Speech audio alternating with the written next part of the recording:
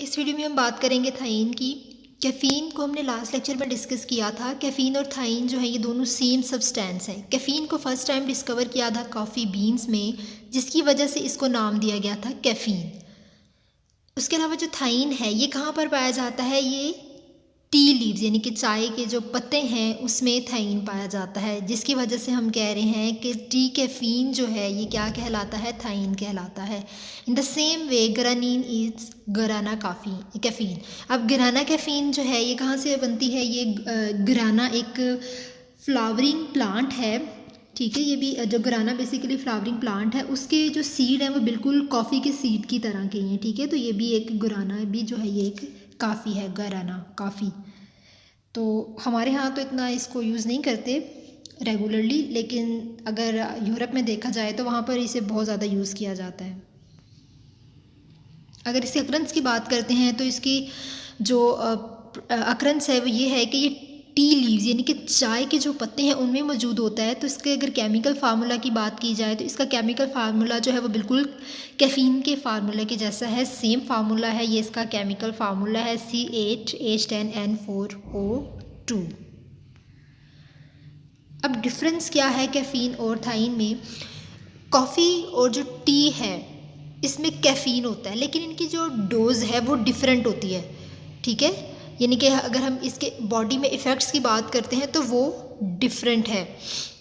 Coffee में जो है वो कैफ़ीन की अमाउंट डबल होती है, जबकि अगर हम बात करें टी की तो टी में कैफ़ीन की अमाउंट बहुत कम होती है। तो कॉफ़ी में जो अगर एक रेगुलर कप की बात करते हैं तो उसमें कैफ़ीन की अमाउंट ज़्यादा है, जबकि टी में उसकी अमाउंट कम होती है।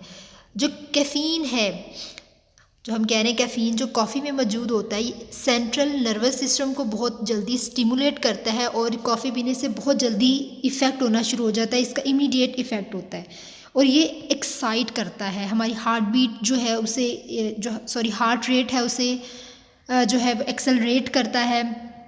उसके बाद जो है ये ब्लड प्रेशर को भी इंक्रीज़ करता है। तो इसकी वजह से हार्ट रेट जो है ये इंक्रीज़ होता है और जो है ब्लड प्रेशर वो भी इंक्रीज़ हो रहा होता है और ये इन दोनों को एक्साइट कर रहा होता है। ये किसकी वजह से हो रहा है? ये कॉफ़ी की वजह से हो रहा है। और कॉफ़ी में क्योंकि कैफ़ीन बहुत ज़्यादा अमाउंट में पाई जाती है।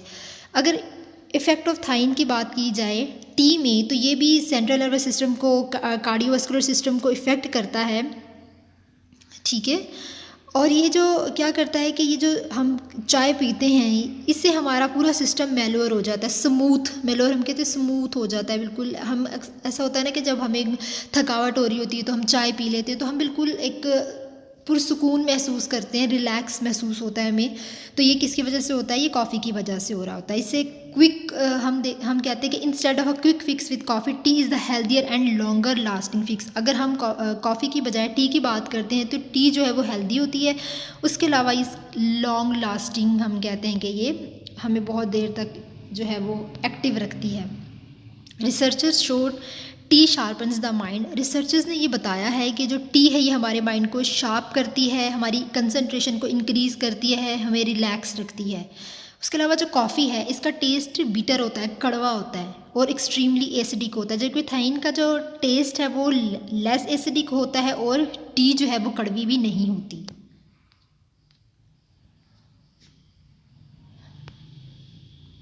अब इसके फिजियोलॉजिकल इफ़ेक्ट्स की बात की जाए तो इसके पॉजिटिव और नेगेटिव इफ़ेक्ट्स कौन से हैं? अब इसके पॉजिटिव इफ़ेक्ट ये हैं कि the antioxidant in green tea have been linked to lowering the risk of certain cancer.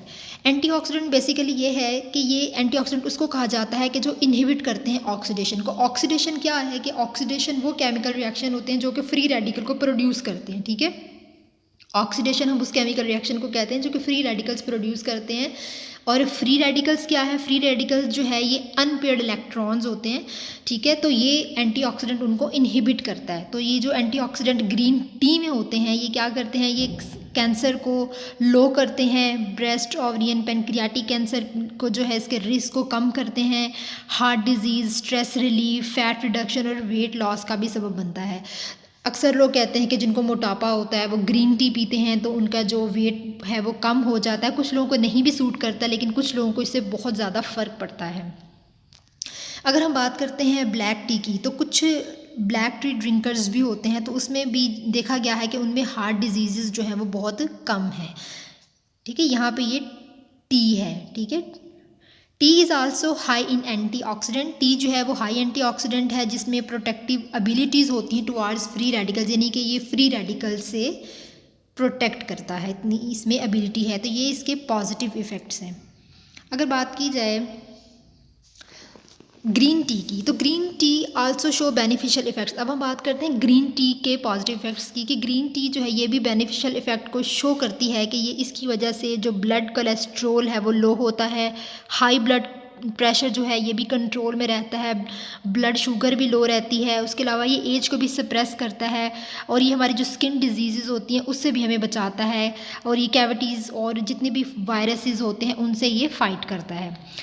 Research also indicate that tea is good for your heart since it decrease serum cholesterol, triglyceride। अच्छा, अब researchers ने ये कहा है कि जो T है ये आपके हार्ट के लिए तो गुड है, लेकिन ये उस टाइम तक गुड होती है जब तक ये आपके एक सीरम कोलेस्ट्रोल, फैटी एसिड्स और ट्राइग्लिसराइड को डिक्रीज़ नहीं कर देती। ठीक है, जाहिर सी बात है, अगर आप बहुत एक्सट्रीमली, अगर आप हर चीज़ आप एक्सट्रीम लेवल पे जाके करते हैं तो उससे भी आपको नुकसान होता है कि आप बहुत ज़्यादा एक दिन में 5-5 कप चाय पी रहे हैं, तो उससे आपका कोलेस्ट्रोल जो है ये डिक्रीज़ हो सकता है। ठीक है, ये तो फिर आपको जो है ये नुकसान पहुंचाती हैं।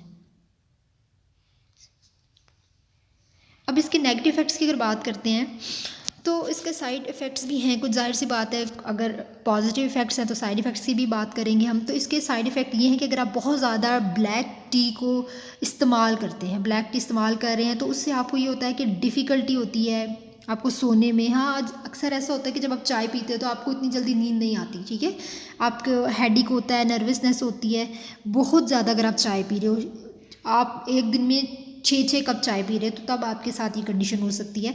आपको नर्वसनेस होती है, उसके अलावा जो है डायरिया होता है, इरिटेबिलिटी होती है, आपको इरिटेशन होती है, आप लोगों को सुकून नहीं होता, फ्रस्ट्रेशन होना शुरू हो जाती है, आपकी हार्ट रेट जो है वो इरेगुलर होती है। ठीक है, उसके अलावा कन्फ्यूजन होती है आपको। उसके बाद आपके हार्ट बर्न, आपके सीने में जलन होना शुरू हो जाती है। ऐसे लग रहा होता है जैसे आपके स्टमक में भी आप कह लें कि आपको बहुत ज़्यादा प्रॉब्लम हो रही होती है। उसके अलावा सेंसेशन होती है, ट्रीमर्स होती है। ठीक है, ट्रीमर्स हम कहते हैं कि आपको शेकिंग या ट्रैम्बलिंग जो होती है ना, कंडीशन शेकिंग हो रही होती है, तो उसे ट्रीमर कहा जाता है। उसके अलावा कन्वर्जन भी होती है, जो आपको कपकपी अक्सर होती है, तारी, आपके मसल कॉन्ट्रैक्शन अनकंट्रोलेबल हो जाते हैं। अनकंट्रोलेबल हो जाते हैं तो आप कपकपाना शुरू कर देते हो, तो ये कन्वर्जन होती है। तो ये जब आप बहुत, और ये एक दिन पीने से नहीं होगा, आप कोई रेगुलर काफ़ी अरसा यूज़ करते हो तब आपको ये नेगेटिव इफ़ेक्ट शो होते हैं। ठीक है, तो ये हमारा थायराइड था।